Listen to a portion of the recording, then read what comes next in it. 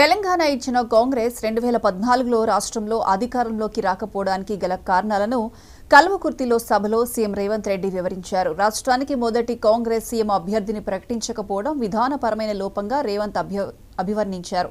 దివంగత జైపాల్ రెడ్డిని 2014లో సీఎం అభ్యర్థిగా ప్రకటించి ఉంటే తెలంగాణలో కాంగ్రెస్ అధికారంలోకి వచ్చి ఉండేదని తెలిపారు.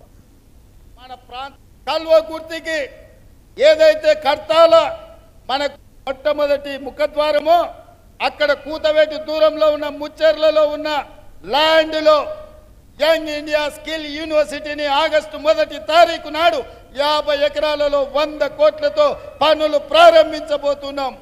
ఆ స్కిల్ యూనివర్సిటీ మన ప్రాంతం యొక్క యువకుల భవిష్యత్తును తీర్చిదిద్దబోతుంది.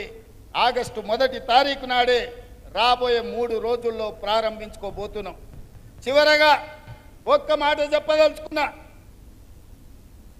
ఎన్నికల్లో శ్రీమతి సోనియా గాంధీ గారు రాజీవ్ గాంధీ ప్రాంగణం తుక్కుగూడ రంగారెడ్డి జిల్లాలో సెప్టెంబర్ 17, 2023 నాడు 6 గ్యారెంటీలను ఇవ్వడం జరిగింది. నేను ఆ రోజే చెప్పిన 2004లో శ్రీమతి సోనియా గాంధీ గారు తెలంగాణ రాష్ట్ర పర్యటనకు వచ్చినప్పుడు కరీంనగర్లో తెలంగాణ 4 కోట్ల ప్రజల యొక్క ఆకాంక్ష తెలంగాణ రాష్ట్రం గురించి, తెలంగాణ ప్రజల గుండె చప్పుడు గురించి నాకు తెలుసు. తప్పకుండా మీ ఆకాంక్ష నెరవేరుతుందని వారు మాట ఇచ్చిండ్రు. ఆ మాట నిలబెట్టుకోవడానికి ఎన్ని ఒడిదుడుకులు వచ్చినా, ఎన్ని అడ్డంకులు వచ్చినా తెలంగాణ రాష్ట్రం ఇస్తే ఆంధ్రప్రదేశ్లో పార్టీ ఉనికి కోల్పోయి, కేంద్రంలో అధికారం కోల్పోయి తెలంగాణ రాష్ట్రంలో ఒడిదుడుకులను ఎదుర్కొన్నా సోనియా గాంధీ గారు ఇచ్చిన మాట నిలబెట్టుకోవడానికి మాట తప్పని మడమ తిప్పని నాయకురాలుగా 2004లో తెలంగాణ రాష్ట్రం ఇస్తా అని 2014లో రాష్ట్రం ఇచ్చిండ్రు. మరి అలాంటి నాయకురాలు తుక్కుగూడ రంగారెడ్డి జిల్లాలో 6 గ్యారెంటీలను ఇస్తే ఆమె వారసులుగా కాంగ్రెస్ పార్టీ అధ్యక్షుడిగా మీ బిడ్డగా 6 గ్యారెంటీలను అమలు చేసే బాధ్యత నాది.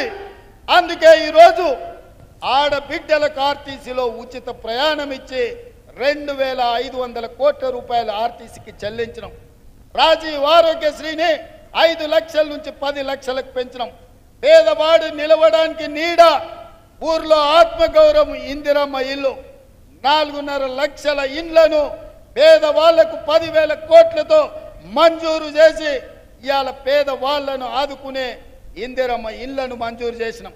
ఇదే కాదు, ఆడబిడ్డలకు కట్టెలపై కష్టాలు తీర్చాలని, వాళ్ళ కన్నీళ్లు తూడవాలని 1,200 రూపాయలు ఉన్న సిలిండర్ను ఇవాళ 500 రూపాయలకే ఆడబిడ్డలకు ఇంటి దగ్గర ఇచ్చి ఆడబిడ్డల కన్నీళ్లు దూర్చే బాధ్యత ఇవాళ ఈ ప్రభుత్వం తీసుకున్నది.